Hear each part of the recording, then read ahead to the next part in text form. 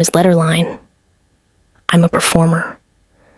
I had just moved into my new rented apartment. What I didn't know was that I had moved into a haunted house. On my very first night, I heard strange sounds, faint footsteps, whispered voices, and a cold, heavy presence, like someone was standing right behind me, watching. I told myself it was nothing. A new environment, an old house. Maybe my mind was just playing tricks, so I waved it off and tried to stay optimistic, refusing to cloud my head with negativity. Days passed, and I got used to the house, until one morning. I was heading out when I overheard two people talking outside. Their voices were hushed, but I caught enough to freeze me in place.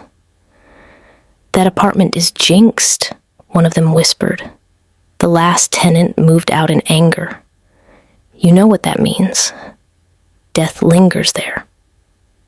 They said that when a tenant leaves in rage, they leave behind a death siege, and whoever takes the place next becomes the victim. I smiled and shook my head at the superstition. People still believe such things, I thought, not me. But that night, everything changed. The night of the performance. I had a college theater performance that evening. I arrived early, full of energy, ready to give the best show of my life. Backstage, I fixed my costume, checked my lines, and told myself, "You've got this, Letterline." Then it happened.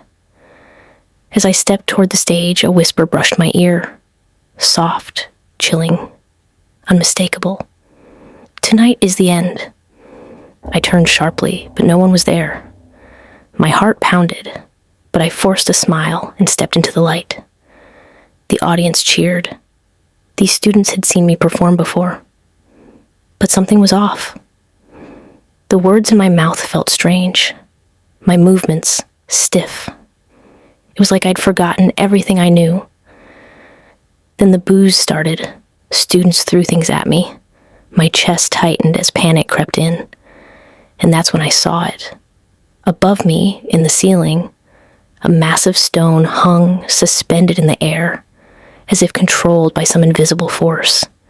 It began to tremble, and before I could move, it fell straight at me. Everything went black. I woke up gasping, clutching my bedsheets so tight that they ripped in my hands.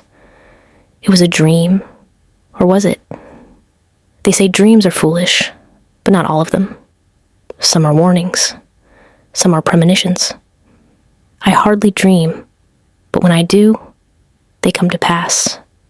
Unless I act, maybe I won't die on a stage. But that dream told me something clear. There's a death siege in my apartment, and I am its next target. Without wasting a second, I packed my bags and ran for my life, without looking back.